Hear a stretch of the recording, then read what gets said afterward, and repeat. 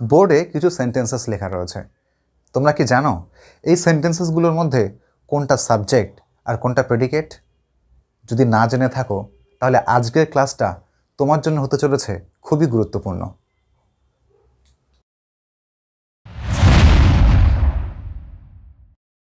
Hello everyone, আমরা আজকে subject ও predicate সম্পর্কে পড়ব। সাবজেক্ট এবং প্রেডিকেট এমনই একটা বিষয় যেটা ইংরেজি শেখার জন্য একটি বড় ভিত্তি। যে স্টুডেন্ট সাবজেক্ট এবং প্রেডিকেট এই দুটোকে ভালোভাবে বুঝতে পারলো না, তার ক্ষেত্রে ইংরেজি শেখাটা অসম্পূর্ণ থাকতে পারে। তাই আজকে আমরা সাবজেক্ট এবং প্রেডিকেট সম্পর্কে গুরুত্বপূর্ণ একটা ক্লাস করে নেব। তো তাহলে আমরা এখন দেখব সাবজেক্ট এবং প্রেডিকেট বিষয় দুটি কি। দেখো, আমরা প্রথমে লিখেছি সাবজেক্ট, যাকে বলছে উদ্দেশ্য, আর প্রেডিকেট যাকে বলছে বিধেয়। তো এটা আমরা প্রত্যেকেই জানি, কিন্তু এবারে আমরা একটু দেখে নেই অ্যাকচুয়ালি সাবজেক্ট ও প্রেডিকেট জিনিসটা কি। সাবজেক্ট হচ্ছে সেইটাই যখন বাক্যে যার সম্পর্কে কিছু বলা হবে, অথবা যার কাছে কিছু থাকবে, অথবা যে কিছু কাজ করে, তাকেই বলা হয় সাবজেক্ট।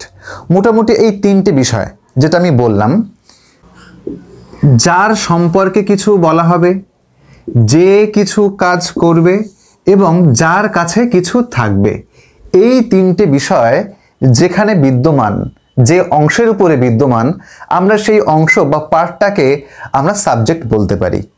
আর প্রেডিকেট জিনিসটা কি? প্রেডিকেট বলছে বাক্যে সাবজেক্ট সম্পর্কে আমরা যা বলে থাকি সেটাই প্রেডিকেট। অর্থাৎ যদি আমরা সাবজেক্টটাকে প্রথমে চিনতে পারি, সাবজেক্ট চিনে নেওয়ার পরে সাবজেক্ট ছাড়া যে অংশগুলো একটা সেন্টেন্সের পড়ে থাকে, সেই অংশগুলোকে আমরা সহজেই এক কথায় প্রেডিকেট বা বিধেয় বলতে পারি। এবারে আমরা অ্যাসার্টিভ সেন্টেন্সের সাবজেক্টিভ ও প্রেডিকেটিভ পার্টসগুলো দেখে নেব। অ্যাসার্টিভ সেন্টেন্স কাকে বলে আমরা এই সম্পর্কে নিশ্চয়ই অন্য কোনো একটা ভিডিওতে সেন্টেন্সের যে 5 রকম ভাগ রয়েছে সেগুলো সম্পর্কে আলোচনা করব। শুধু এইটুকু আমরা এখন জেনে রেখে দেই, অ্যাসার্টিভ সেন্টেন্স হচ্ছে বিবৃতিমূলক বাক্য, যেখানে সাধারণভাবে কোনো কথার বর্ণনা করা হবে। তো দেখো, এখানে বলছে দে আর গোয়িং টু স্কুল। এখানে এই যাওয়া কাজটা, স্কুলে যাওয়া কাজটা কে করছে বা কারা করছে? দেখো, দে বা তারা। অথবা আমি যদি অন্যভাবেও ভাবি বা বাক্যে কাদের সম্পর্কে বলা হচ্ছে, দেখো উত্তর কিন্তু আসবে দে বা তাদের সম্পর্কে বলা হচ্ছে। তাহলে এখানে এই অংশটা হচ্ছে সাবজেক্ট।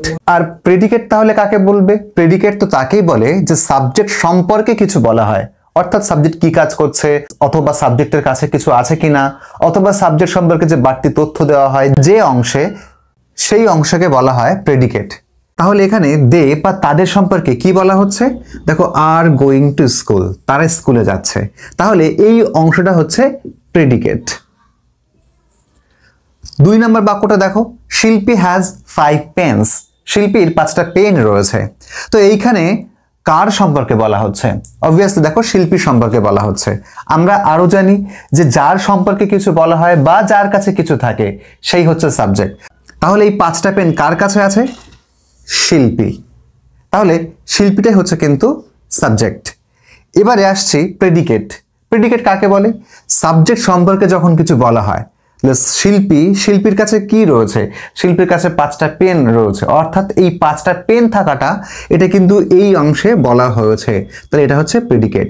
আমরা এক কথায় সহজে বুঝে নেই যে সাবজেক্ট বাদ দিয়ে বাদ বাকি যাই পড়ে থাকবে সেটাই হচ্ছে প্রেডিকেট। তো আমরা এবার ইম্পারেটিভ সেন্টেন্সের সাবজেক্টিভ ও প্রেডিকেটিভ পার্ট কোনটা হয় সেটা দেখব। তো প্রথমে একটা প্রশ্ন আসে, ইম্পারেটিভ সেন্টেন্সটা কি? আমরা এই ভিডিওতে এইটুকুই জেনে রেখে দেই, ইম্পারেটিভ সেন্টেন্স হচ্ছে যে সেন্টেন্সের দ্বারা কোনো আদেশ, অনুরোধ বা নিষেধ করা হয়, তাকেই বলা হয় ইম্পারেটিভ সেন্টেন্স। প্রথমে দেখা বলছে কি, গিভ মি আ পেন, আমাকে একটা পেন দাও। তাহলে এই বাক্যে সাবজেক্ট আমরা কাকে পাচ্ছি? খালি চোখে তো আমরা সাবজেক্টকে দেখতে পাচ্ছি না, কিন্তু এই বাক্যের গঠনটা এমনই, এটা কিন্তু বললেই আমরা বুঝতে পারছি এটা কাকে উদ্দেশ্য করে বলা হচ্ছে। যেমন আমি বললাম গিভ মি আ পেন, আমাকে একটা পেন দাও। এখন কাকে বলছি? এটা কিন্তু অবশ্যই বলছি আমি, তুমি আমাকে একটা পেন দাও। কিন্তু ইম্পারেটিভ সেন্টেন্সের ক্ষেত্রে ইংরেজি হোক বা বাংলায় হোক, এই সাবজেক্ট ইউকে কখনোই লিখতে হয় না বা বলতে হয় না। তাহলে এই ক্ষেত্রে আমরা কাকে সাবজেক্ট বলবো আর কাকে প্রেডিকেট বলবো? এরকম ক্ষেত্রে আমাদের মনে রাখতে হবে যে এই অংশের ইম্পারেটিভ সেন্টেন্সের ক্ষেত্রে পুরো অংশটাই হচ্ছে প্রেডিকেট।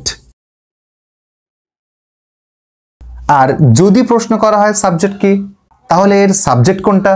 সাবজেক্ট এখানটাতে নেই। কিন্তু যদি প্রশ্ন করা হয় আসলে সাবজেক্ট কে, তাহলে কিন্তু আমাদের উত্তর হবে এর সাবজেক্ট হচ্ছে ইউ, যেটা উজ্জ রয়েছে।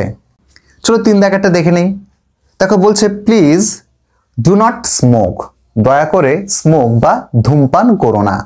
এখানেও একই রকম, অর্থাৎ এটাও ইম্পারেটিভ সেন্টেন্স, অনুরোধ করা হচ্ছে। আর ইম্পারেটিভ সেন্টেন্সের পুরো বাক্যটাই হয়ে যায় প্রেডিকেট, অর্থাৎ এখানে ইউ, অর্থাৎ তুমি ধূমপান করো না। তুমি, এই তুমি বা তোমরা কথাটা, এই সাবজেক্টটা কিন্তু এখানে উজ্জ রয়েছে। তাই এক্ষেত্রেও আমরা বলবো এই পুরো পার্টটাই হচ্ছে প্রেডিকেট। একই রকম ভাবে ক্লোজ দ্য ডোর, আমার বলবার অপেক্ষা রাখে না। তোমরা প্রত্যেকে আশা করি বলতে পারছো ক্লোজ দ্য ডোর, দরজাটা বন্ধ করো। পুরো পার্টটাই হচ্ছে প্রেডিকেট। কেন না, এটা যেহেতু ইম্পারেটিভ সেন্টেন্স, তাই পুরো পার্টটাই হয়ে গেল প্রেডিকেট। আমরা এবারে ইন্টারোগেটিভ সেন্টেন্সের সাবজেক্ট ও প্রেডিকেট বুঝবো। ইন্টারোগেটিভ সেন্টেন্সকে আমরা প্রথমেই জেনে নেই। ইন্টারোগেটিভ সেন্টেন্স সেইগুলোকেই বলে যেগুলো দ্বারা কোনো প্রশ্ন করা হয়। সহজ চিহ্ন কি? তুমি যে সমস্ত বাক্যের শেষে জিজ্ঞাসা চিহ্ন পাবে, তুমি সেগুলোকে ইন্টারোগেটিভ সেন্টেন্স ধরে নেবে। এছাড়া ইন্টারোগেটিভ সেন্টেন্সের আরো কিছু ব্যাপার স্যাপার রয়েছে যেগুলো আমরা অন্য ভিডিওতে আলোচনা করব। তাহলে দেখো, প্রথম বাক্যে বলছে আর ইউ হ্যাপি, তুমি কি খুশি? আসলে আমাদের অনেকের মধ্যে এই ধারণাটা কাজ করে যে বাক্যের মধ্যে প্রথমেই যে বসে থাকে সেই হচ্ছে সাবজেক্ট। সাবজেক্ট বাক্যের প্রথমেও বসতে পারে, বাক্যের মাঝেও বসতে পারে। তাহলে দেখো এখানটাতে আরটা তো ভার্ব, আর ভার্ব সে তো কোনোদিন সাবজেক্ট হয় না। তাহলে এখানে সাবজেক্টটাকে দেখো বলছে ইউ, তুমি, আর ইউ হ্যাপি, তুমি কি খুশি? তাহলে এখানে কার সম্পর্কে বলা হচ্ছে?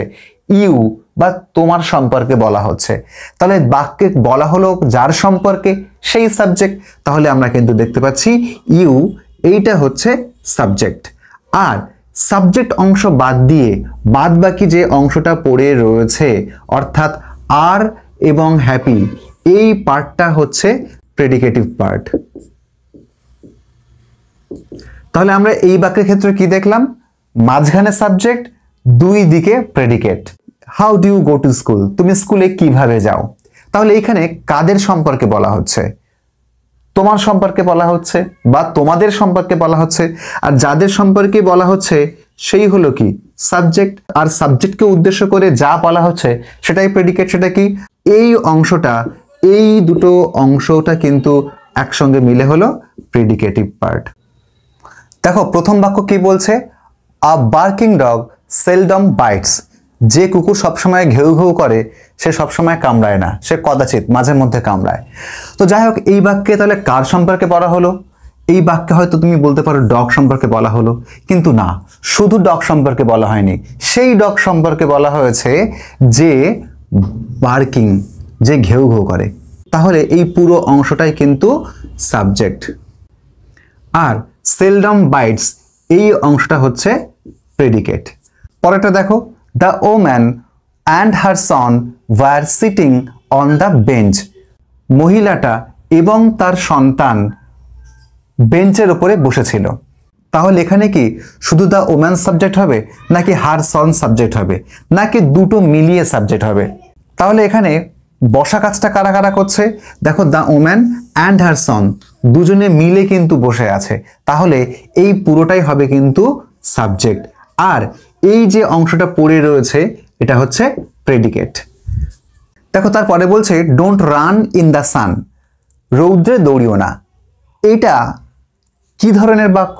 আমরা কিন্তু এই বাক্য দ্বারা একটা আদেশ দেখতে পাচ্ছি। আর যে বাক্য দ্বারা আদেশ, অনুরোধ, নিষেধ বোঝায় সেটা হয়ে যায় ইম্পারেটিভ সেন্টেন্স। আর আমরা প্রত্যেকেই জানি ইম্পারেটিভ সেন্টেন্সে কিন্তু কোনো সাবজেক্ট থাকে না। তাহলে এখানে পুরোটাই হচ্ছে কি? এই পুরোটাই হচ্ছে প্রেডিকেট। যদি প্রশ্ন করা হয় সাবজেক্টকে, তাহলে কিন্তু আমার উত্তর হবে এখানে সাবজেক্ট হচ্ছে ইমপ্লাইড ইউ অথবা তুমি, যেটি উজ্জ অবস্থায় রয়েছে। তারপর দেখো বলছে উপেন্স ব্রাদার ইজ সিক, উপেনের ভাই অসুস্থ। তোমরা বলতে পারো যে এখানে তাহলে ব্রাদার অসুস্থ, তার মানে ব্রাদারটা হচ্ছে সাবজেক্ট, কিন্তু না, কার ভাই? উপেনের ভাই। পুরো কথাটা মিলে কিন্তু হচ্ছে সাবজেক্ট।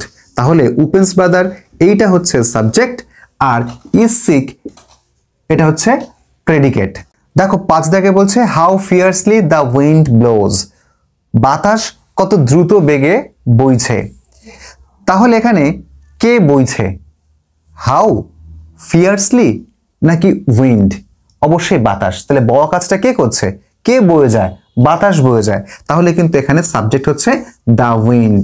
আর এই যে অংশটা পড়ে রয়েছে হাউ ফিয়ার্সলি ব্লোজ, এইটা হচ্ছে কিন্তু প্রেডিকেট, অর্থাৎ দুই দিকে প্রেডিকেট, মাঝখানে সাবজেক্ট।